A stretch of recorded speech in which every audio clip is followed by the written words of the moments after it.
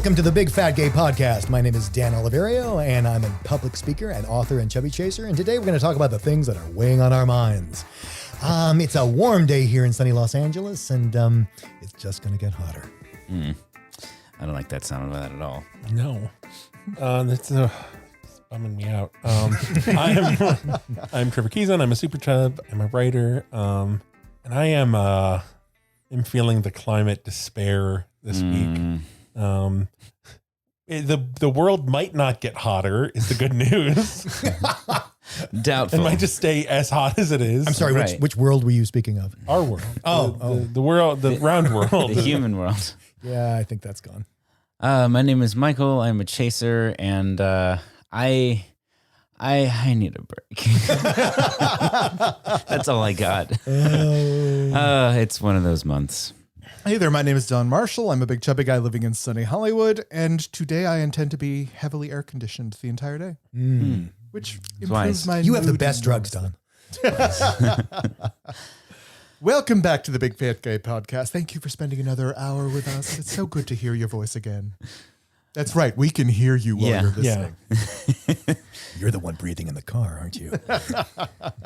Breathing or breeding? Oh, yes. We got some weird energy going We today. do. It's because it's hot. It's not that hot.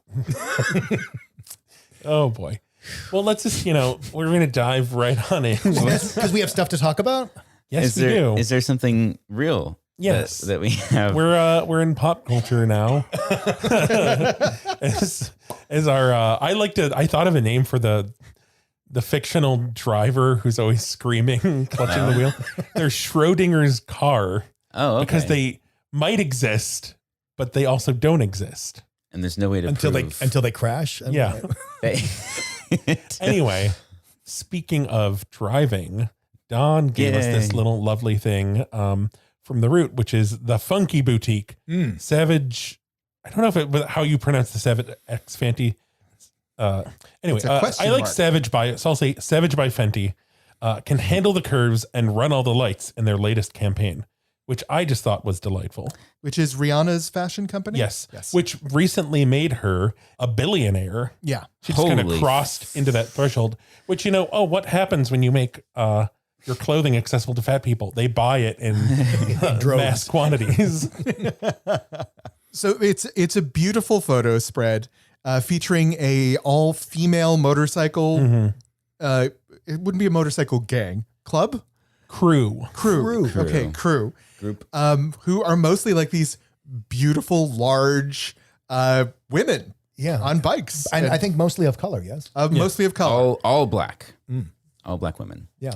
Just gorgeous. And they're fabulous too. They get all dressed up. Apparently their thing, They no matter bike what in they're heels. doing, is they wear these like incredible heels everywhere they go. And they're repping the latest Acme is it for bags specifically, or was it for Lingerie, and also they're launching a new perfume, Eau de Fenty. Oh, okay. Oh, Eau de Fenty. Eau de Fenty. Is that like enorme? What is that? It's a 30 Rock. Everything, you should know this by now. Every joke that I make that's a reference. Everything is I a don't 30 get Rock is joke. 30 Rock. Okay. Yes, just assume 30 Rock and maybe Futurama at some point. Sort of. It's gender neutral, which is always, I think. I think all scents are gender neutral in reality. Like, it's not like if you buy a perfume for women, it's going to burn your skin if you don't identify as a woman. You were saying the lingerie was gender neutral. I'm like, that's hard. The perfume, yeah. Because so few perfume bottles come with testicles or something like that. Yeah. I like the the nuts. I like the bottle. It's just kind of very classic. It's amber. It just kind of looks like a little. It reminds me of like old medicine bottles. Yeah. Oh, yeah. Cool. I do like that. Yeah. But yeah, we love it. Yeah. Rihanna saving the Go world Rihanna. with And the lingerie. caramel curves. Yes, I like that. I want if and when the apocalypse That's what I said. One more time, and otherwise I'll just abandon it. If and when the apocalypse happens, I want the 4 horsemen to be the caramel curves, just kind of riding flaming motorcycles down. You from have the the sky. best images. And I'll just be like, awesome. And then my head will explode. So check it out. Link on our website. Yes. Yep. What is Strange Loop? I looked at this and now I can't remember what it A is. strange loop. Yes. This is really amazing. So, like so many theater productions during the pandemic, it got closed because New York closed and everything closed. But it actually won the Pulitzer for 2020 for drama. It is one of a very, very few number of shows that won. That it's a musical that won a Pulitzer. I think it's only 10, and it is, I believe, the only Pulitzer-winning musical to have a Black composer, lyricist, and book writer. And what makes it relevant to our show is it's basically the author examining in this sort of metaphysical musical format his identity as a Black, queer, fat performer. And it's an amazing show. I think we're gonna have a link to it on our. Yeah, and maybe so this was sent to us by a listener. So maybe we'll like drop in a little snippet of the trailer here. Sure. I am a Disney usher, I'm barely scraping by. My discontentment comes in many shapes and sizes. When I wake up each morning, I tell myself to try. I tell myself that I will make no compromises. You write musicals? Yeah. Awesome. Have you seen Hamilton? Blackness, queerness, fighting back to fill this cis and all white space With a portrait of a portrait of a portrait of a black queer face and a choir full of black queer voices, treble clef and also bass that are casting spells to conjure up a big black and queer as American Broadway. Big black and queer as American Broadway. Big black and queer as American Broadway. Big black and queer as American Broadway. Big black and queer as American Broadway. Sure. The musical is about Usher, who is coincidentally named the same as his day job as an usher for the Lion King musical on Broadway. And it's, so as Dan said, it's kind of him navigating his identity, and he's backed by a kind of a Greek chorus of it's 6 all Black, all queer ensemble, kind of who he's having these conversations with. It's like the voices in his head. Yeah. And he's also, so he's an usher for the Lion King musical on Broadway, but he's also ghostwriting begrudgingly a Tyler Perry show. Yeah. Yeah. And again, I think it's a great choice for the Pulitzer. Some other recent Pulitzer winners that people may know of course, is Hamilton, Sunday in the Park with George. I'm speaking of the musicals that won the Pulitzers. It was supposed to have a revival in 2020 this summer. Sorry. It was supposed to have a revival in 2021 this summer, but I think that was kind of put on hold. But thankfully, because it seems fairly easy to stage, hopefully that's just delayed. It's a producer's dream to stage. It's great. It's okay. Yeah. Time is a fat circle. Yes. I've seen a lot of memes lately of people like talking about like, oh my God, I can't believe 2020 is almost over. No, I have friends who say, no, this is still fiscal 2020. Yeah, it is. Ugh. Are we done with this shit yet? Yeah, it's Don't big mood. We'll talk about that later. Yes. Oh, yes. We're coming back around to that one.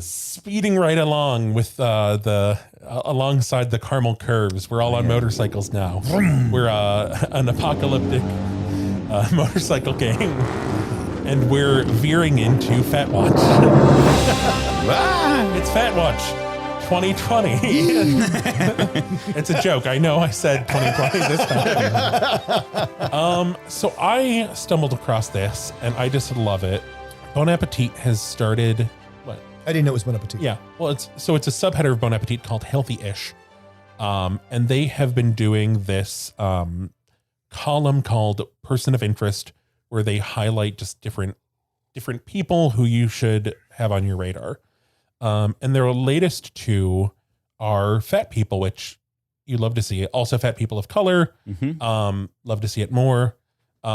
one of which was Jana Schmieding, who is from Rutherford Falls, which season 1 is out. You should watch it. Season 2 is coming.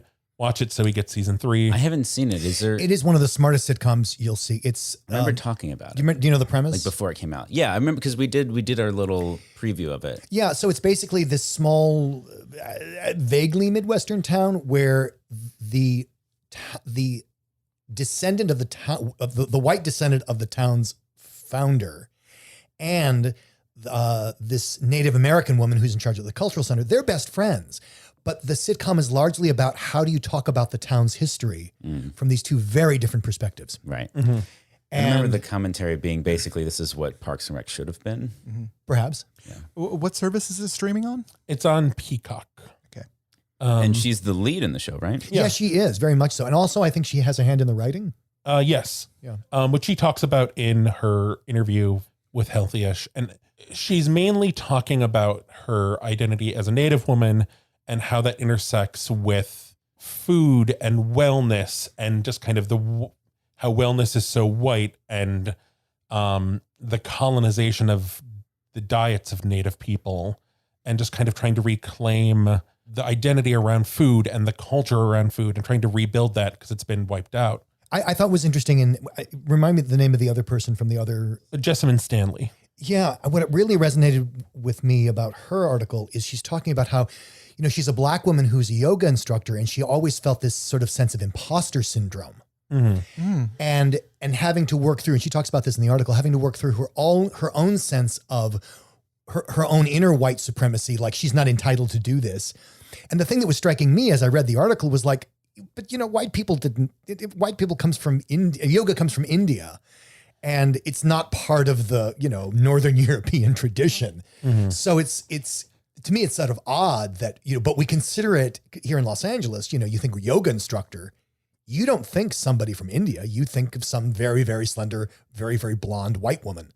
Or some very, very fit, white brunette guy. I get her thinking on it. Absolutely, And that it's been absolutely. very much absorbed by white mainstream culture. But if you think it through, it's like, where the hell did that come from?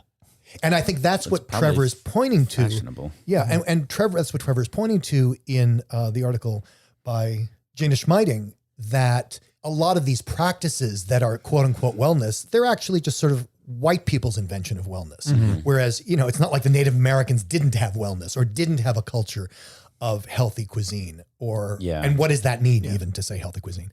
So it's just this unpacking of all this colonialism, which is really wonderful to read through. One thing that I really liked about Jana's interview was that she talks about the culture of food and gathering around food in her Native American heritage that has been sort of eroded by, I guess, our sort of American standard for what food should be used for, where like food in her culture, and I would say in a healthy culture, should be something to gather around and to celebrate. It brings people together. It's like sharing a meal with people is greater than just eating, consuming calories. It is a bonding experience, and that gets mistreated essentially by our culture, which treats food like it's a sin. Like if you eat for anything other than just, fueling your body, then you're not allowed to enjoy. Like it's obviously not everybody thinks that way, but there is this sort of group think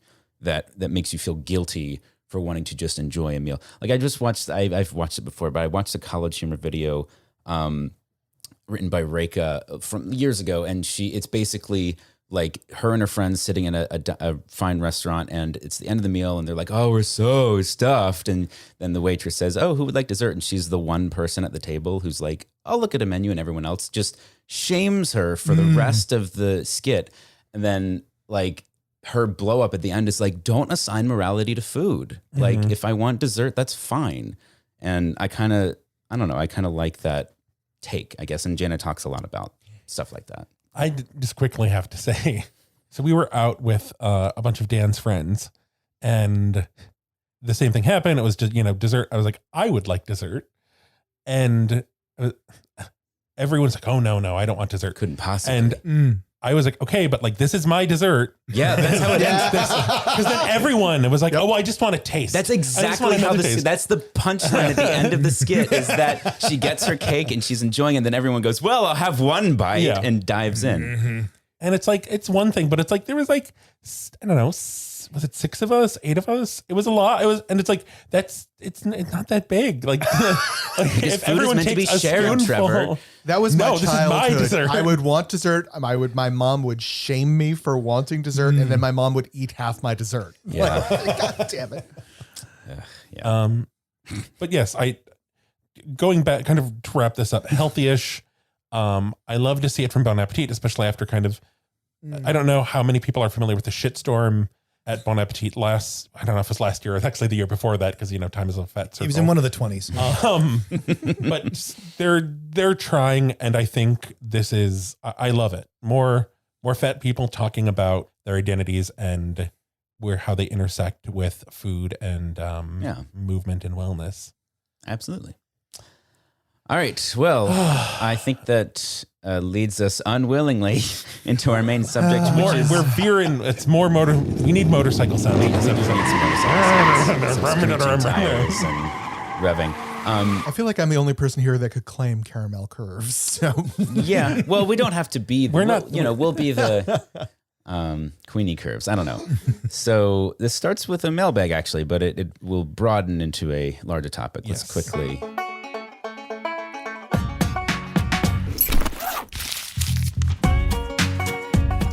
So I'll start. A listener writes in and says, question hopefully for the next mailbox.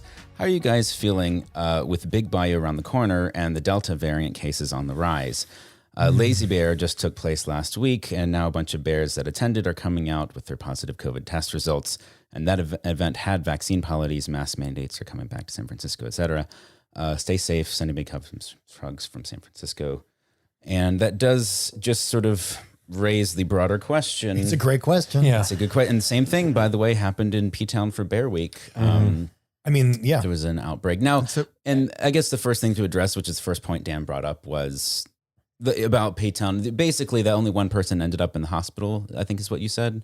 Yeah, there was even though there was an outbreak. And it's important to say that, yes, it is true that, I think they said 75% of the cases were among vaccinated people. But in that population, everybody was vaccinated. Everyone was vaccinated. So if there was ever going to be an outbreak, of course it would be among vaccinated people. Nobody, I think one person went to the hospital. It was not a huge deal. And of course, the people who weren't infected, I think far outnumbered the people who were infected. Yeah.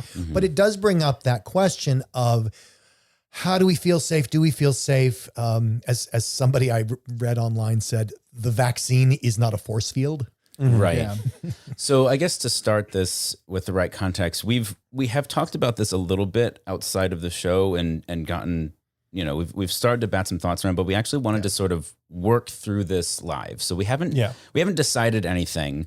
But Trevor, you had an interesting... Regarding to whether or not we will be attending big... right, because that's the questions being raised is like, is it safe to go to events? Obviously not just Big Bayou, but any large gathering of people. And big, it's about Big Bayou because that's the next That's the next one.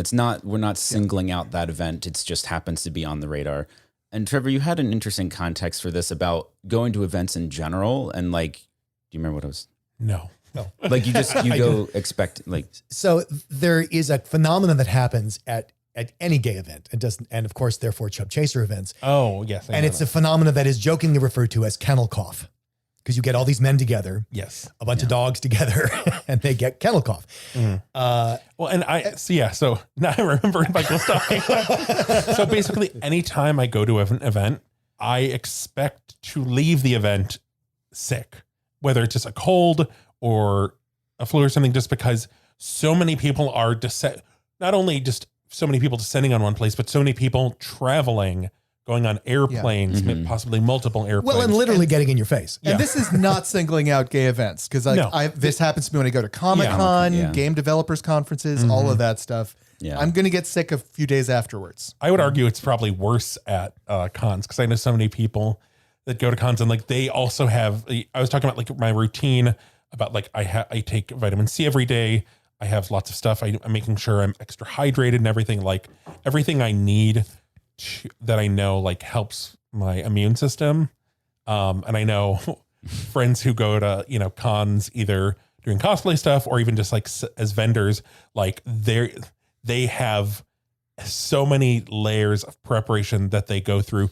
And this was like pre-pandemic. Yeah, this is not even during, And we should also say that, they go through all this. People often get sick, and yet people are still going. Yeah. Like this has not been a deterrent. Yeah. Up to this, and this is the first real test of that, is like now that we are in a pandemic COVID world, and I think most of us were hoping really hard that the vaccine would, by the time the end of August, early September came around, would have gotten us somewhere close to herd immunity, and that would be helping significantly. And I think the Delta variant has been the giant wild card in that whole equation. That and the people who refuse to be vaccinated, Sure, who are right, rooting yeah. for the virus. Right, and which we knew there would be some of, but... And with Big Bayou, it also has to be mentioned it's in Louisiana, which is one of the hardest hit states right now. It is, although they do have a mask mandate. Is that, they upheld it? Yeah, They but extended it? we've really not seen much proof that places like Georgia, Florida, Alabama... Well, and just because, again, it's an event, so most people aren't going to be from there. Yeah. True. Well, and so as part of we've been talking about this kind of behind the scenes.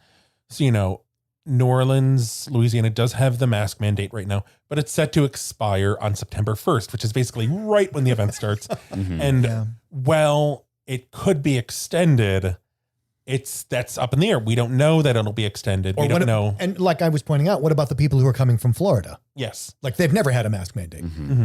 Well, I mean, maybe some And localities, but and this is probably a good time to also say that the people running Big Bayou have taken actions to try and put, I think there's you either have to present a valid vaccination card or a negative COVID test to gain admittance within a certain amount of time of getting it. So they're going through the steps that they can go through. I think they're doing the responsible thing. And there is a mask mandate in place in New Orleans, but that may not apply to, let's say, the hospitality suite because it's a private event. It's a private event. Now, you could wear a mask in the hospitality suite, And I don't think, correct me if I'm wrong, if you guys know, I don't think the event itself has a mask mandate. It does not. the event does not. The hotel, as being part of the city, does. So there are different layers to it. But keep in mind, you can wear a mask if you want, but masks protect other people. Yeah. So if the doofus who's refused to get vaccinated and is carrying around the fake vaccine card decides he doesn't want to wear a mask around you. I love that somebody is willing to pay $400 for a fake vaccine card, but not get one for free. Right, just get an actual event. Yeah, I mean, that's a whole... I don't think logic ever has Well, really they think they're factored sticking into it to the liberals. Yes. So there's a lot of elements at play. We, as a group, have not actually decided what we want to do. I think we're leaning towards caution, but I think maybe we open up the floor to what is everyone thinking? I mean, for me, and this, I think I told somebody that there are two kinds of people in the world. There are people who are very risk averse and people who are very prone to risk, and they marry each other. Who could you possibly be referring to? So I'm pretty confident that if I went to, going to Big Bayou, I would probably not be sick. And if I were, it would be minor. So, I mean, if it were just me, I would go and, pay my money, take my chances. I think I'd be fine. Don raised one of the best counter arguments I have ever heard to that logic, however. And his counter argument, well, do you just want to say it? Yeah, basically, if you go and you get COVID, you have no way to get home. Because we're on a flight. Yeah. You can't fly back. So the two options you're going to have is either to rent a car and drive while sick with COVID across country to get back to your apartment, or have to house yourself for 2 weeks in New Orleans during their biggest tourist season of the year. Also hurricane season. Which honestly would bankrupt me. Like I that's can't tough. afford 2 weeks. Well, and of then New and then there's Orleans. the what I call the even worse case scenario where you do require some sort of medical care or hospitalization. Yeah. And you are in this unfamiliar city. I'm not going to Well, cast and aspersions on the Louisiana's medical care. hospitals are They're full. over. Yes. Yeah, they are Yeah. one of this. Like we said earlier, like they're They're at turning capacity. people away. Yeah, You know, like there is someone dying on their front doorstep and they don't have oxygen to give them. So while my plan A, which I consider the most likely plan, which is go, not get sick or get or be minorly inconvenienced, there is really no good plan B for what if it doesn't happen that way. Yeah. I feel really screwed, yeah, which is not like me because normally I would go to something like this. Yeah. yeah. And So- they have swamp boats. So I Don, if really you- want to There's go. there's Yeah. a way. Like I think we are all dying to go. Yes. Like for a variety of reasons. Interesting Like choice of words. swamp boats. Yes, yes. Exactly. The thing that, I mean, these are all valid points, and I think I generally tend to be a risk taker, although COVID has, it just makes me go back and forth. A friend of mine who is vaccinated, who works from home, got COVID a couple weeks ago, and he recovered from the illness, but he still has not gotten his sense of taste and smell back. Which is kind of terrifying. Which is horrifying. Like to me, that is Yes. worse than any of the other non-life threatening side effects, like lingering side Well, effects of COVID. That's one of my big things is like, Dan saying he's confident about everything. I'm fairly confident I would be okay. I'm vaccinated, everything. But I'm more concerned about the long-term effects like that. Because I do know people, I mean, this was, people who had COVID before who are just kind of getting their sense of smell and taste back, but it's not the same. Yeah. Like things taste different to them. Yeah. And just all, you're seeing so much about people with long COVID with just these bizarre symptoms that they have after the illness when they've, quote unquote, recovered. Yeah. And some of them with the vaccinated too. Yes. You know? And I don't know if we want to get into this, but it's not just when we're talking about the events, but people's weddings have been put on hold. Yeah. Other big group events have been put on hold. And, Big Bayou was supposed to happen in 2020 Yeah. and they postponed it. I mean, and you got to get the fact that it was supposed to go on in 2020 means that they were planning it in early days of 2019. Yeah. So they have been living with this event since 2019, supposed to go into 2020. COVID hits, they postpone it a year. Everybody thought, oh, geez, a year? Postponing it till the fall of 2021? Sure, that's got to be plenty of time. But you still have to reorganize everything. You still have to redo everything. You still have to renegotiate everything. There's a lot of time And then money. to have that happen again, I don't think that's Yeah. possible. And so I really feel for the event organizers, whether it's Big Bayou or Cannonball or anybody. I mean, who knows? Bigger Vegas is only in July of 2022. How's that going to look? Well, yeah. Okay. I think the Oh God. Why? Why did you say that? Well, because we don't know what this Yeah. is. We thought Well, a and- year ago, a year would be enough. yeah. And here's what I'm saying. My point is that I really, really feel for these event producers who have no way to predict and in many cases, very limited ways to reschedule. Yeah.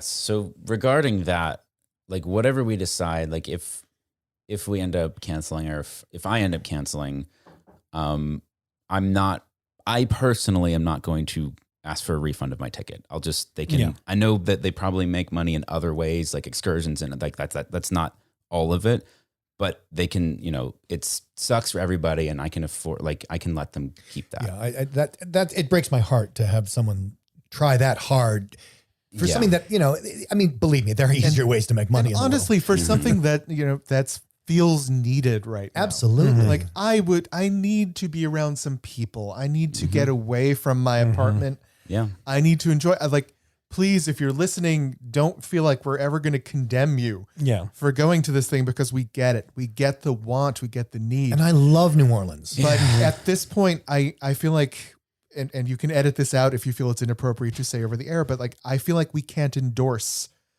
going to any sort of event right now based on the statistics we're seeing and all that sort of thing.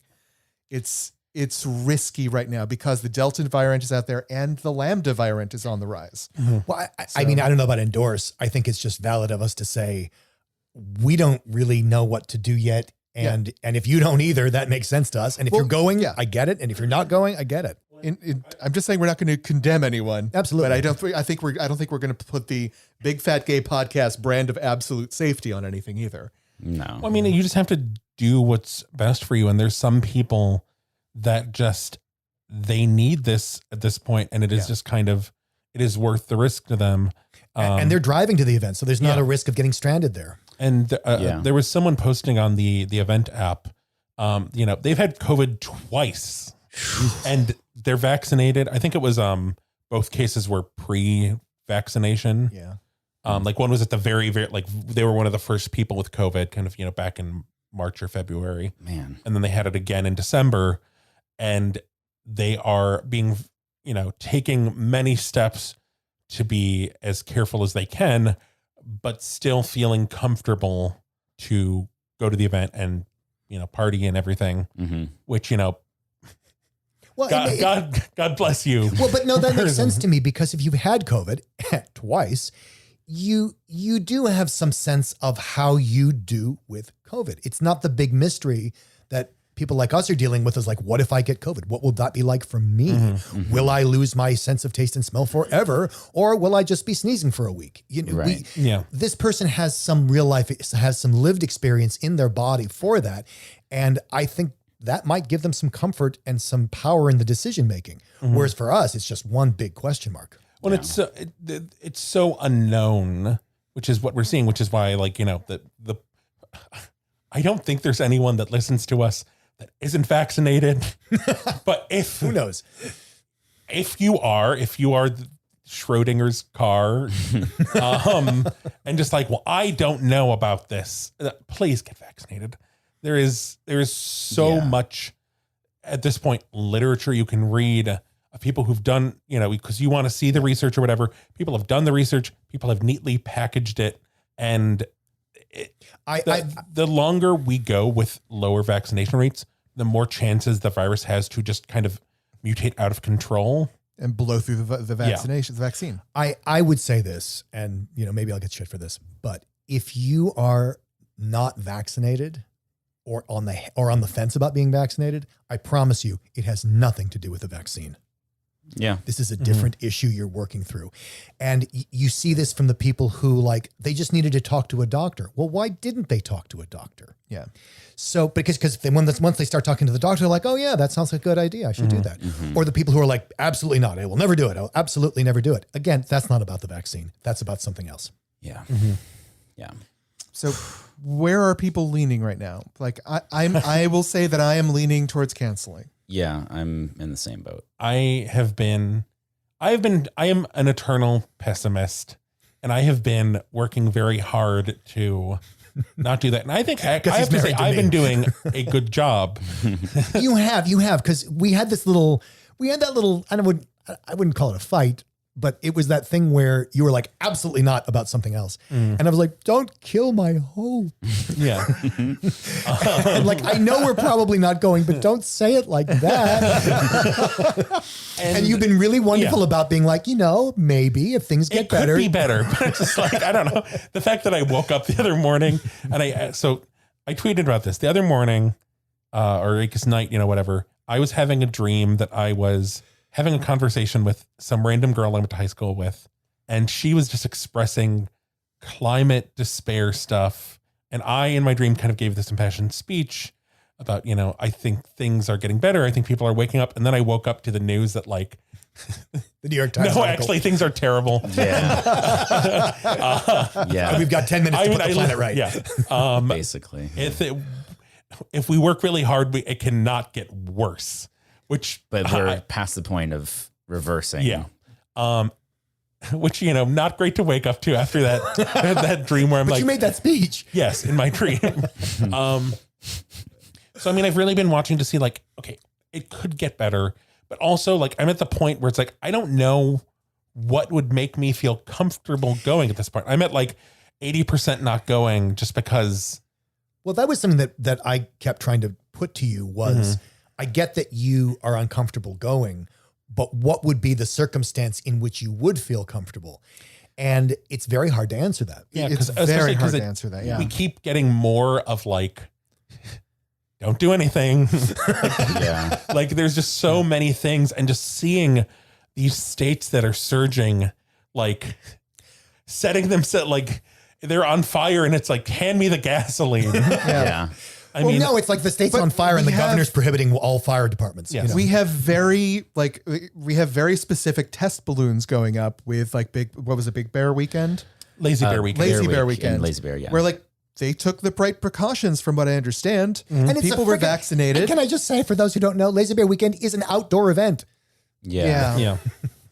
And there were so many infections there amongst the vaccinated. Like that is Well, but again, of course, amongst the vaccinated, because they're all vaccinated. well, Yes. right. But But I am still, right. vaccinated and I'm thinking about going to an event just like yeah, that. there you go. Like, All right. Yeah, no, fair. I feel like I'm being irresponsible by doing that. Oh, even and though I kinda feel the even same though way. I feel very like I'm the eternal optimist, I'm convinced I'll be fine, but I'm also stupid. So what am I now? You know?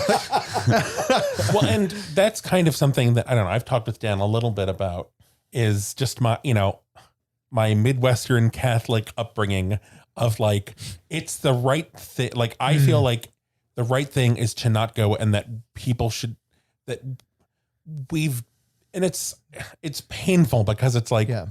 we've been doing this for so long, but it's like, we just have to keep doing, and by doing it, I mean like not doing things. Yeah. Just because it's like, it's what has to be done to be able to get through this. I want to loop back to what you said earlier on, like, right, that there are people right now that feel they need this, right? And when you were saying this just now, I was like, okay, I really want Yes. but do I need this?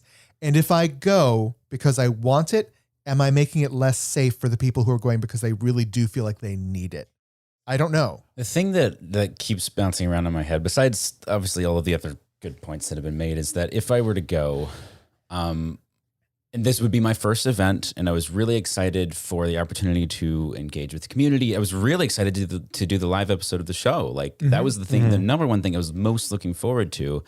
And if I were to go to this event now, would my anxiety about being there with all of this context ruin the experience Yes. for me? And it would. Yeah. And so at that point, am I even getting out of the event what I would want to get out of it? And the answer is no, probably not. I think I'm just better at denial than you guys. So yeah, that'd be fine with me. That was my thing too, is like, if I'm going on a vacation and like my first like real, I mean, we took a trip down to San Diego, but this is like my first real, like I'm going on a plane. I'm going to, I'm in a different city. Like I'm not going to enjoy it. Even if I feel like, with these, they're doing everything they can to ensure the safety on their end. As Yeah, the event, the event's been wonderful. Wonderful. but I still just don't feel safe. And even just like, especially, I think also, I might feel a little different if it wasn't Southern Decadence At the same time. at the same Yeah. time. But it's just like this, it's so much, and there's so much that I have to process. That So you're saying that you don't necessarily trust the behavior of 10,000 gay men from the South in the same place that you are. Yeah. I mean, for people who don't know, Southern Decadence is basically the Mardi Gras for gay people, which will be happening at the same time in New Orleans as In the same place. Yes. Literally in Yeah. the same Outside the door, yeah. Outside the door, yeah. which- You won't be able to sleep there, no matter what happens. And I'm 24/7 sure most parties. people who attend Big Bayou are going to at least go out and foray into that world. Well, you won't be able to not. I mean, even if Yeah. you don't want to be in the crowd, you're going to have to pick your Yeah. moment when the crowd is like down the street a little Well, and farther. I admit I'd want to play some Margaret Mead. I want to go out and study the strange mating habits of these strange of the people. A gays, yeah. I want to.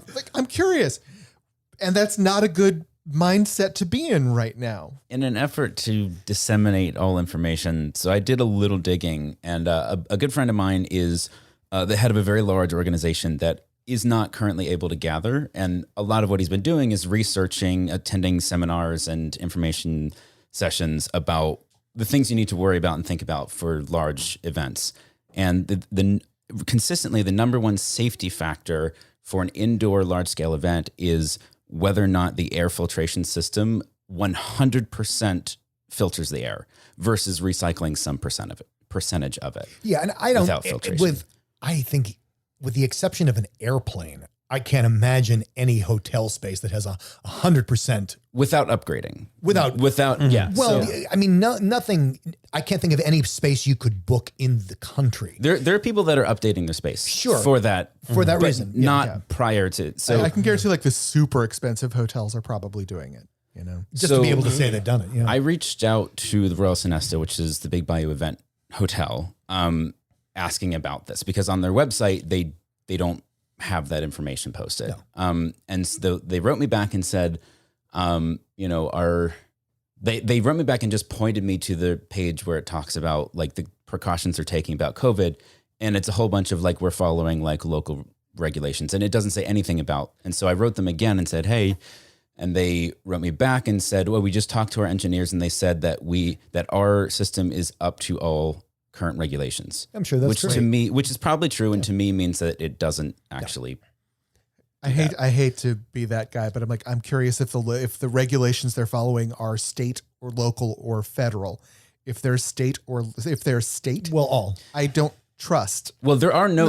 I don't trust Louisiana. There is no regulation that says you have to have a 100% filtered air system. Like Yeah, absolutely not. No, that is an optional thing that you can choose to do for safety. I But would be surprised if there's even a local or state ordinance in some places that says anything about how much of the air has to Right. be fresh versus recycled. Right. I would trust New Orleans more than I would trust Louisiana. So I talked to Michael about this. We've already pretty much talked about it, and my vote is not to go. That's where I'm settling. Oh, there you are. I mean, Jen and I think are basically in the same place, and we've kind of gone back. There was something last night. I don't know if it was the night before where I was just like, absolutely not. Like, I just read something. I'm like, no, this is just what are we doing at this point? Yeah. I think if I had a decent plan B, like if it were close enough that I could drive back from, I would risk it. But I also, I have a husband who has, you take medicines for allergies that suppress your immune system. And so what if I bring something back? It's, I don't operate as a single man, Yeah. So that is a huge part of my thinking on this too.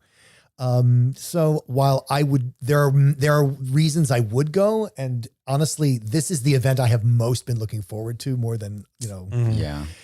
I don't know how to swing that and make it square with my other obligations to my husband and to people on a plane back with me. To be clear, I'm sorry. Sorry, I just remembered what we were watching. We've been watching a lot of Julia Child on Pluto TV, and there was a chef from New Orleans. It was the Dookie's, I think Dookie's Kitchen, and I was like, "Oh, we can go there when we're in New Orleans." I'm like, "Oh, wait, no, we're probably not going." Oh, it looked so good. To It's be recent. clear, the organizers are doing everything right. They really as far as I are. can Yeah. tell. And we're The really not event- trying to pick out Big Bayou. It's No. just it's the closest next event. And the event sounds delightful. I mean, a lot of so I mentioned this to you guys in passing. Are you interested in swamp tours, Don? I kind of am. I think I might want to do. Has that occurred to you? Yesterday they sent out the email saying like tomorrow is the last day Yeah. that you can pre-register for the different expeditions. And they put the picture of the swamp boat at the top. That was right there when I opened the email. Cool. And every single one of these events just sounds so much fun. But I'm going to be experiencing massive cognitive dissonance if I go. The entire time I'm going to be thinking like I have done something bad. Yeah. See, you need better denial skills. And that's going to really kind of suck out a lot of the fun I would have at really my first event. Yeah. You know? I understand. So, yeah. Mopey now. Wow. Does this mean we're not going? I think it means we're not going. Yeah. I think at the very least it means that the live episode is not happening. Yeah. We And should then- pull the trigger sooner rather than later on this. Yes. So officially on their website, the hotel, if you've booked through the hotel, they say that you have up to you have to cancel your reservation at least 3 days in advance, unless there's a special event happening, stuff like Mardi Gras. As far as I've seen, Southern Decadence hasn't triggered that special event clause, which would basically mean that you have to cancel 30 days in advance as opposed to 3, which we're well past. It's hard to say. Which I find kind of funny because anything like Mardi Gras, it's not like, oh, we couldn't possibly find anybody within 30 days to take your room. Yeah. I just think Or even, I think, within like day of. no, I they could think it's so fill the they can room. sell the room twice is what it's for. Oh yeah, certainly. Or 3 times. All right. But that's about as much as we know. And hopefully it helps you make an informed decision. We're not, I will, for my money, I will say I do not want to advocate for any other person besides myself. I don't think I know enough to make informed decisions or advise people about what they should or shouldn't do. I'm making this decision for me and partially for my And we will not condemn people for going to this. Yeah. And if I were in different circumstances, I probably would go. Yeah. All right. Well, is there anything more to add to this topic? I'm Fuck so you, sad. COVID. I know, so frustrating. Okay. Do we have a tip today?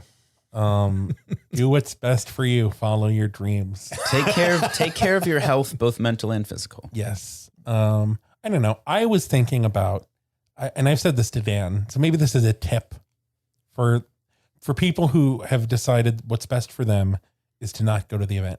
And I think we should have a little like Nolans party at home.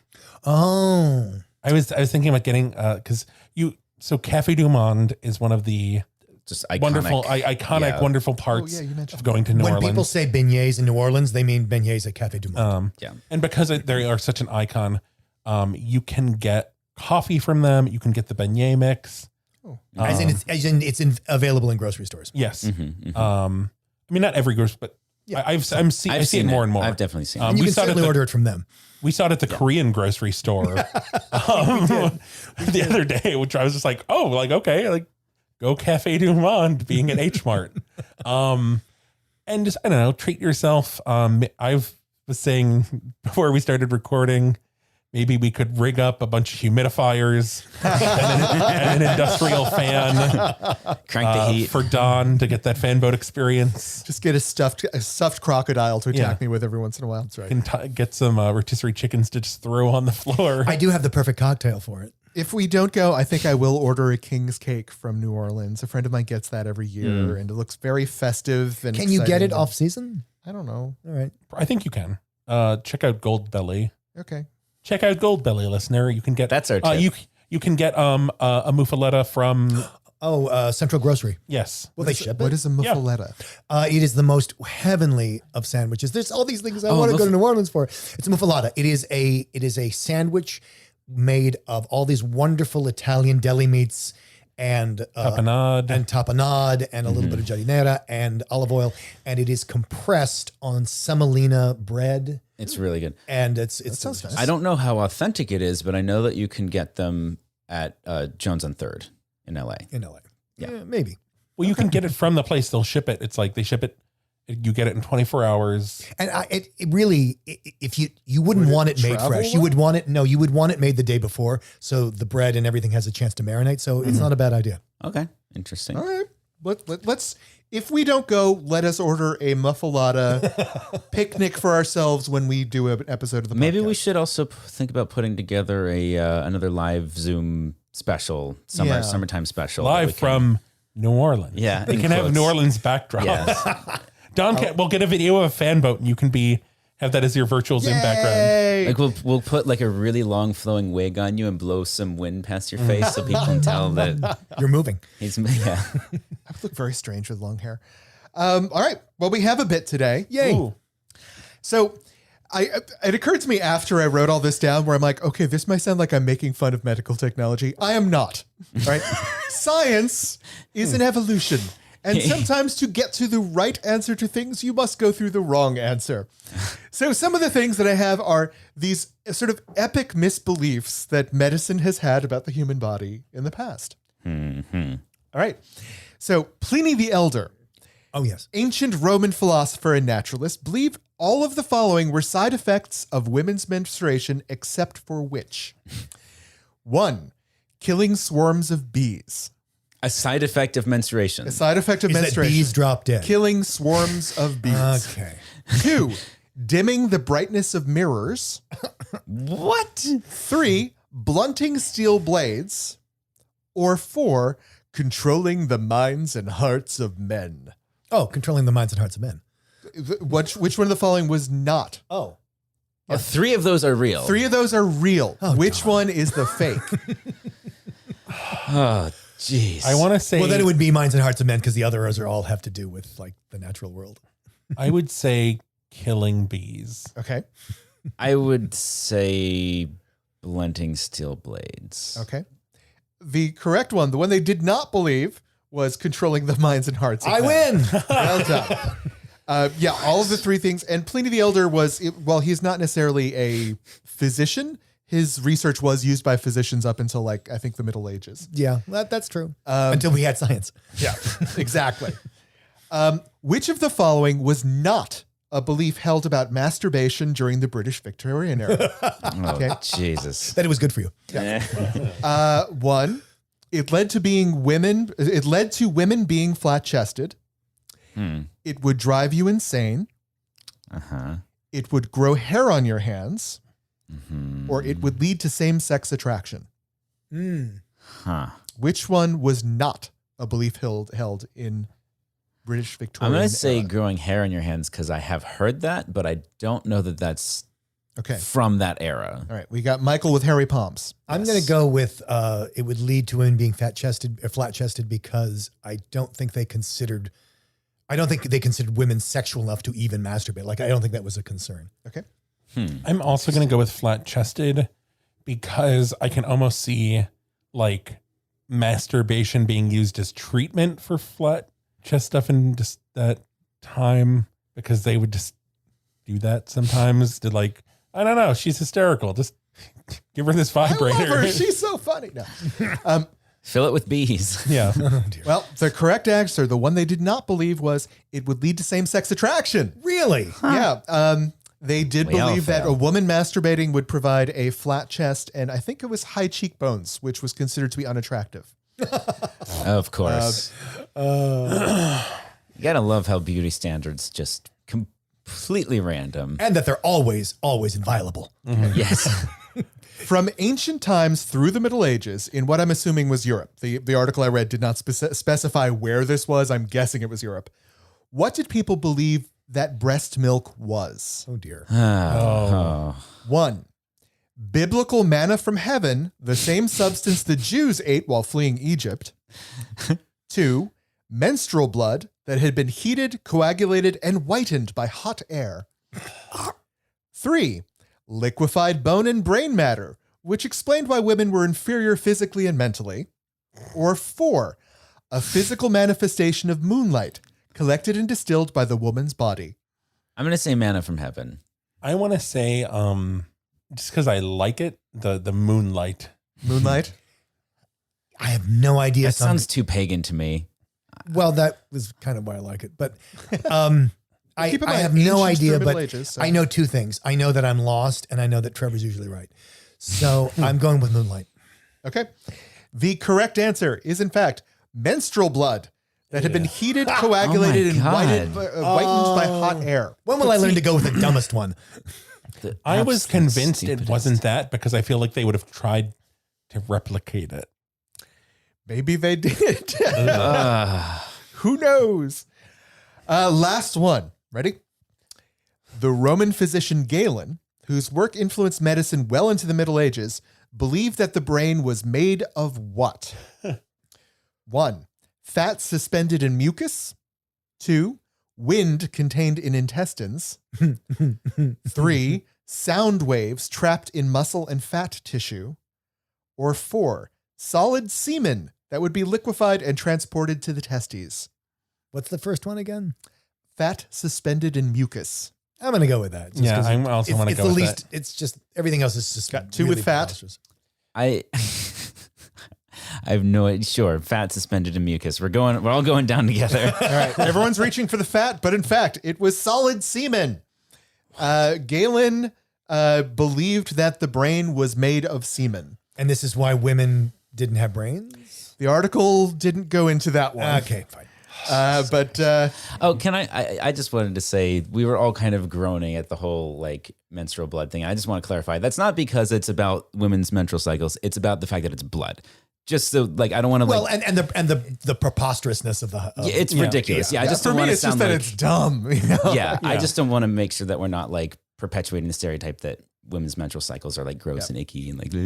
But I think a lot of that this is not stuff, the problem with that question. Yeah. I think a lot of it at And the that's not what time, we're a lot of saying. this stuff just seemed self-evident to the people who thought about it.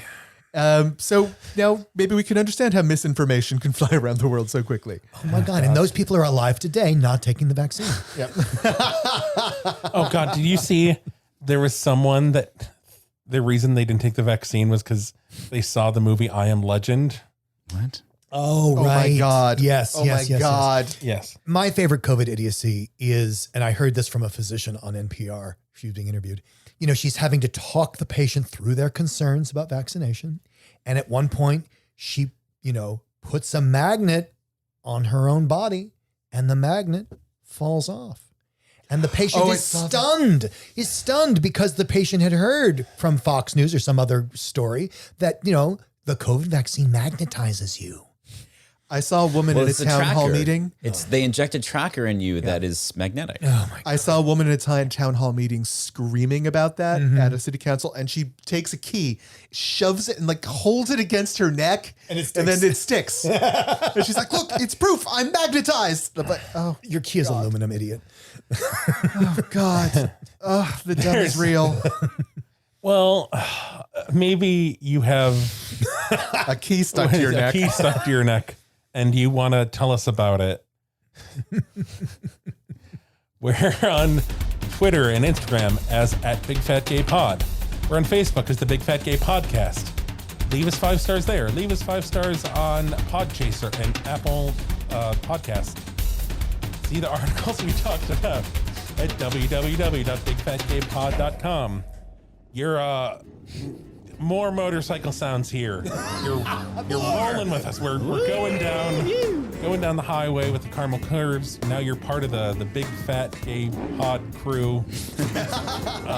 We're racing, we're veering, and but we drive by a key factory and we're all vaccinated, so keys start flying towards us. So Watch out.